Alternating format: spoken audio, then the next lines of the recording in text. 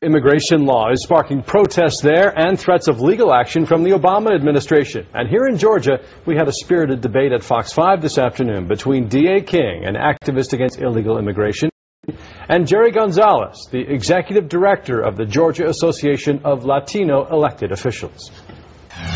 States do not have the power to enact their own immigration policies. States have not just the right, but I think the duty to take care of their citizens and protect them from the ravages of the organized crime that is illegal immigration. The law signed in Arizona last Friday and set to take effect this summer has touched a nerve across the country.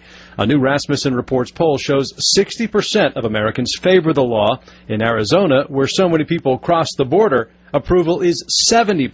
The people united will never be divided. But in Tucson today, more protests from people who say civil liberties will be violated when police check the immigration status of suspects. The governor of Arizona has made it brilliantly clear that they are setting up guidelines to try and protect everybody's civil rights. On the other side, American citizens' civil rights are being violated each and every day because the federal government has refused its fundamental duty of securing the border. There are currently an estimated 460,000 illegal immigrants in Arizona, even more in Georgia. Fundamentally, they've broken a law that's unworkable, that's untenable right now. Is that an excuse? No, it's not an excuse. It's because Congress has not acted on this issue for over 20 years. Right. What we need to do is to demand our elected officials to truly produce a workable solution that moves us forward.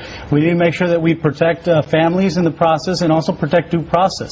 When you say protect families, you mean not divide families? Not divide families. So families that are already here, we need to make sure that we keep families together. And Ross, we need to address undocumented immigrants that are in this country. No, people like Jerry who make their living from illegal immigration and whose goal is open borders will never regard existing federal immigration law as being fair if it doesn't involve open borders. As our debate ended, Jerry Gonzalez hurled 2 charges at D.A. King. It should be noted that also Mr. D.A. King is a convicted felon and runs a hate group. My response is 1977, I pled guilty to taking bets on football games, and I would regard it as an endorsement if the Southern Poverty Law Center and ADL had labeled my organization a hate group. Jerry Gonzalez' allegation is entirely false. And in fact, King's group, the Dustin Inman Society, has been called extreme, but not a hate group. And if I misspoke by labeling him by the direct definition of a hate group, I apologize for that. But ultimately,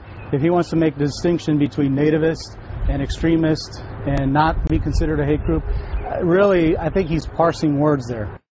Both King and Gonzalez said they would not be surprised if a Georgia lawmaker were to try to introduce similar immigration bills. You can watch our entire debate from the 5 o'clock news tonight on our website. That's myfoxatlanta.com.